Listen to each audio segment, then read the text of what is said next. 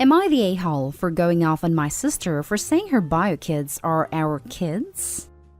So, my older sister has 5 kids by different men. Her first child was abandoned to my mother shortly after birth. Her second child was attempted to be given to a co-worker at 9 months old. Attempted, as in the co-worker offered to babysit the kid, but was surprised when she got baby's diaper bag with birth certificate, social security card, and a note saying, "You keep the little witch, I don't want her." Social services ended up getting involved, and my mother got her as well. Next 2 children are with both of their wonderful dads, and 5th is currently with her after the dad kicked them both out. From the entire time my mom had the kids, my sister never once visited, or specifically, called about them. She'd call sharing some news, then as an afterthought she would ask about the first kid, but never the second, before she hung up the phone. My mom died a year ago and my husband and I offered to take the 2 now teenagers. My sister was all for it. She came around and talked to them for a little bit, filled their heads with stories of how she tried everything she could to be with them, and pretty much telling them that she wasn't in their lives because a series of unfortunate events. So we have the kids now for a year, and during this time my sister has made efforts to ask about them. She has bought them gifts, and she occasionally Skyped with them. I will mention though that I allowed their relationship to grow as long as all 3 parties were okay with it. At first I would set up awkward Skype calls where they all tried to get to know each other once a week. After a couple months I told everyone that I won't be setting it up anymore, that they are free to talk to each other whenever they'd like, without feeling pressured. After that, things kind of just went cold, and the kids said they just don't feel comfortable with it. The last factor to take in consideration is this. When my husband and I were filing paperwork, my sister looked over the form, and she said she agrees to everything on the form. Us being responsible for insurance, us having physical and legal custody, except the parts where she has to pay child support. She said she was in arrears for never paying child support for her kids, and she wouldn't be able to get a driver's license if she had to owe even more. So she wouldn't sign until we agreed to not ask for child support. One thing that has been bothering me, when I text my sister, she always asks about our kids. How is our kids doing? She hasn't been there for these kids for all but the last year of their lives, and refuses to financially support them at all. And she has the nerve to call them our kids? I finally snapped and told her as much. I later got a text from my other 2 sisters saying that it wasn't called for, that my sister was their birth mother, and that she has been trying with the kids lately.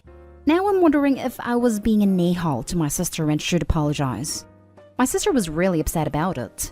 She said she was the one that gave birth to them, and I was just the aunt, and said she wanted to be nice and say they were both of our kids. Now for the top comments. Not a hole. Your sister was an egg donor for you and your parents' children. Nothing she has done has shown her to be a mother. Funny how the one who gave birth to them has never spent any time raising them. It would be odd to just tell her sister that she's not welcome in her home or around her kids. She doesn't come in my home. We live across the country from each other. And luckily, the kids don't seem to want anything to do with her. And she doesn't really ask to talk to them. She really just talks to me about them and sends them gifts. Not a hole. She's probably only making an effort now because they're teenagers, and she figures most of the work has already been done, so it's safe to connect with them now. I bet she never asked about them when they were little because she was worried someone might make her take them back. They're also getting to be of age where they can get jobs.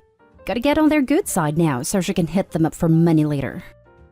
I'm hoping that won't happen. The kids learned a bit about my sister from my mom. When they ask me about things they want to fact check, I either say, yes, I know for a fact that is true. No, I know mom is lying, or I wasn't there for that, so I don't know for sure.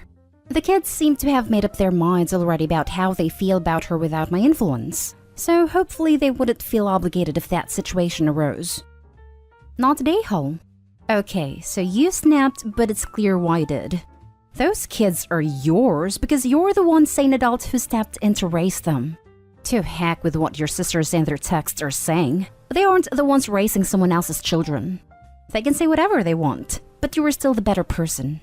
Good on you for being there for those kids. Thank you. I really appreciate hearing that. After everyone turned on me, I started to really feel horrible. I felt like I had no right to be upset at my sister who is trying to get back in their lives. Next story. Am I the a-hole for telling my partner that my stepson spends too much time at our home and his mother needs to make more of an effort? Okay, so I've been dating this guy now for nearly 8 months. We've been living together for 2. Everything was going great and we're like best friends and have so much in common. But his 4-year-old son is now proving to be a bit of a strain on our relationship, and I feel like I can't take him anywhere. His son throws tantrums, slams doors when he doesn't get what he wants, smashing the glass on my sister's door.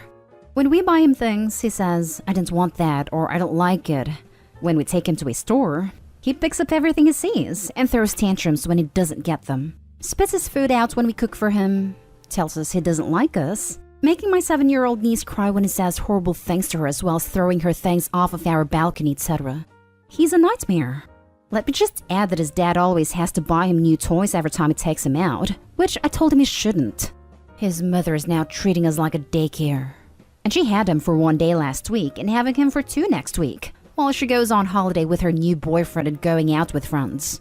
My partner is now currently unemployed, and I'm the main breadwinner and struggling to support all 3 of us due to having to buy extra food and more gas and electric usage. I'm also woken up at 7 a.m. every Saturday and Sunday because my stepson wants the iPad charging or more games downloading, when weekends are supposed to be my time after working all day Monday to Friday. I don't finish until 8 p.m. I told my partner this has to stop, and my place cannot be treated like a daycare. He needs to either A, take him out weekends, or B, rotate it so we have him every other weekend. I feel like my life has been taken over as well as my apartment, as his son has his own bedroom and my things have been taken out of drawers and placed into plastic bags which I'm now living out of. My partner is struggling being away from his son, and I feel horrible for giving him ultimatums. But I feel I need to look after myself too, as I never did in my last relationship. I suffer from depression and anxiety, and I feel this whole living situation is making things worse. Am I the a-hole? Edit. I am not trying to stop my partner seeing a son. I am merely implying that the kid needs routine and equal time with both mom and dad on rotating days, in which my partner also agrees. I know they come as a package, and I'm willing to take this on, but neither parent is financially supporting this child. Everyone sucks here. Your house is not being treated like a daycare. It's being treated like the home of a child's parent, which it is. You are in a relationship with a parent. You either need to come to terms that he might wind up with his kid full-time, or you need to not be in a relationship with a parent. Little kids get up early, and if that bothers you, you should not be living with a kid and his parent. Not at all reasonable to tell the parent that his child just needs to not exist in your space. Your partner sucks for putting you in a position where you are living out of bags in your own home, for not disciplining his child, for spoiling his child, for putting the entire burden of supporting himself and his child on you. But here's the thing, he is not going to change. This is how he parents. This is how he deals with his ex. You've been dating less than a year and this guy already has you supporting him. You are feeling mental health effects. You are struggling financially. Looking after yourself is the correct choice, but the way you are doing it is not okay. The 4-year-old is a product of the parenting he is being provided. Your boyfriend is showing you what to expect. So either accept and get on board with a kid taking over your life because that's what they do, or move this guy back out and think about whether this relationship will work long term. Everyone sucks here.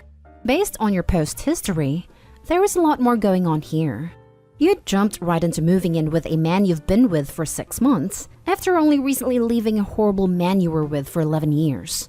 You have still been posting about the ex in a very real, active way since this new relationship started. You are not ready to move on. What you are doing isn't healthy for you, for your new boyfriend, and for the child.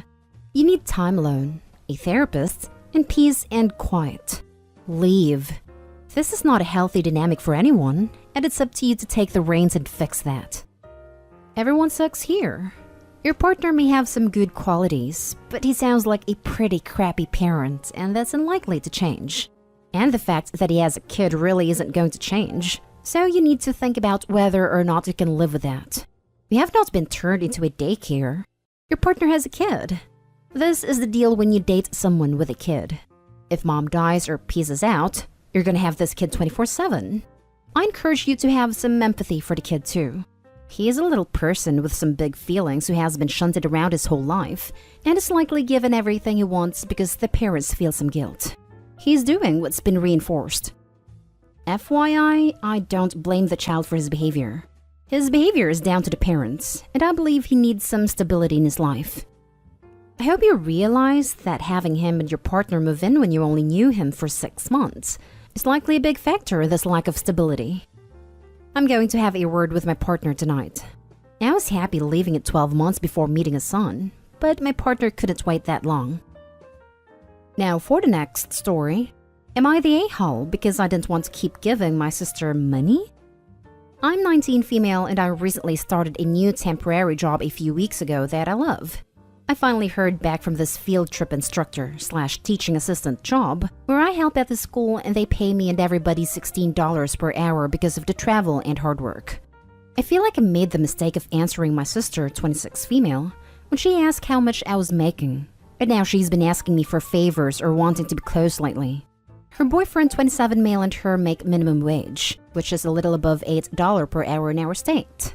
So since money has been an issue for them, I guess that's why she has been asking me for some in small amounts, but it piles up. Like her $20 for groceries and $15 to buy takeout is going to pile up, and I've probably given $100. It doesn't bother me that much since I still have enough for savings, but I feel like all of a sudden my sister sees me as a moneymaker. So I tried to back away or spend less, but she caught on. I don't know if they'll censor it, but she called me the C-word and a witch for turning my back on family now that I'm doing better than them. It's starting to get to me emotionally because she was never like this. And I know she's not good with money either since she gives it to her boyfriend for spending, so she doesn't have much either. Am I the a-hole really? Because I've tried to put a stop to giving her money. Now for the comments. Not the a-hole. It ain't your job to subsidize her. If she needs money for takeout, she can get a second job. Or buy actual groceries, which are way cheaper. Or food pantry, community meals, food kitchens, EBT, or any other available programs. Not the a-hole. You do not owe her a penny. Takeout? Takeout is a luxury. Why would you fund her luxury items? Agreed. Not the a-hole. We are comfortable, and I still hesitate to get takeout. It's expensive, and we have groceries that were just bought. I still consider it a luxury due to its expense. Not the a-hole. She's using you for your money. She's the a-hole. What is stopping her from getting a higher paying job? She finished her university education, but she hasn't been able to get one that pays more despite applying everywhere. And it's not just me she's asking, but also other people too, like my mother, our aunt and cousin, etc. Last story is titled, Am I the a-hole for buying a toy that I only want my nephew to use at my house and not letting my sister-in-law take home? Yesterday morning, I, 25 female, found a Power Wheels John Deere tractor at a yard sale that didn't work, but it was only $15. And I thought it was worth getting for my nephew, 3 male, to see if my boyfriend, 27 male, could fix it. I moved in with my boyfriend last weekend, and he has a big field that I thought my nephew would love to ride it in. I bought it yesterday morning, and then yesterday evening after my boyfriend got off of work, we took his truck to the house and picked it up. They also had a little trailer that went with it that they threw in for free. My boyfriend and his friend worked on it for like an hour once we got home, and ended up getting it working by taking apart the gear shifter and cleaning the electrical connections inside it. I was pretty excited to show my nephew. Every month, I spend a day watching my nephew so that my brother, 28 male, and sister-in-law, 28 female, can relax and get stuff done. I also really enjoy spending time with him.